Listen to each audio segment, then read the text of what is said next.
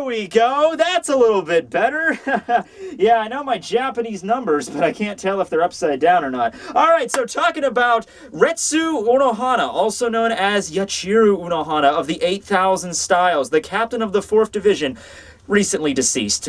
Sorry about that. Anyway, my favorite moment from Unohana is actually the moment I just described to you. The moment that we find out that she is the first Kenpachi and that her first name is in fact Yachiru, and I guess she just took on the Retsu title later on in her life, or it was actually might have, I don't know, it might have had something to do with Korinji, because Korinji, when he saw Unohana, was calling her like, hey, how you doing, Retsu? I don't know if that has something to do with her and him, or if that's just a name she gave herself afterwards and he knew the truth. But the funny thing about that whole scene there is that we should have really saw that coming. And I know a lot of people might have, I knew that she was going to be the first Kenpachi, but it's something so obvious everyone should have seen it coming, and I know a good chunk of the Bleach fandom did not.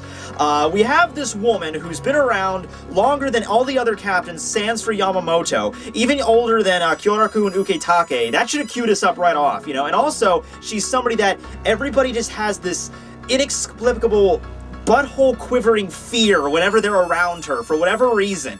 And she doesn't have to say shit. She doesn't even have to do shit. She just has to kind of just walk and then just open her eyes, and then everyone around her just can kind of sense the killing intent aura coming off of her, and then they just run for the freaking hills. And this is a woman that's supposedly, the head of the healing division, the one that's supposed to be able to, not focus on fighting, yet everyone is so scared shitless of. So with those hints alone, we should have been able to figure out, hey, maybe, she's related to the Kenpachi line, maybe, possibly.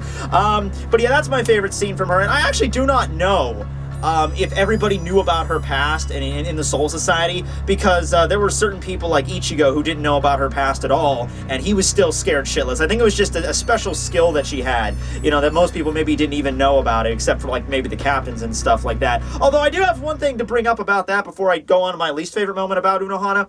If everybody was so scared shitless of Unohana, why did they always treat the 4th Division like garbage? Like, the 11th Division always treated the 4th Division like garbage, There's that scene where Hanataro gets taken captive by Ichigo and Ganju in the Soul Society arc, and Ichigo's like, you don't tell us where the freaking Zensaikyu is, we're gonna cut off this guy's head, and everyone's like, yeah, go ahead and cut his head off, we don't fucking care. Yeah, 11th Squad fodder, I think you might care if the 4th Division finds out that, oh, the 11th Division could have saved Hanataro and they didn't, huh? I'm gonna go have a chat with that guy. Yeah, let's say that'd be really fun, huh? I guess I'll just go with my least favorite moment being the fact that we didn't really find out what her Bankai was when she initially activated it. I still believe we're gonna find that out, because there's that whole flashback that still needs to happen with the battle that occurred 1,000 years ago with Yamamoto versus Yuha on the original Stern Ritter, and Unohana is most definitely going to probably play a part in that battle. And hey, it might be through the course of that battle that she finally decided to, mellow out and stop killing, because at this point in the story right now,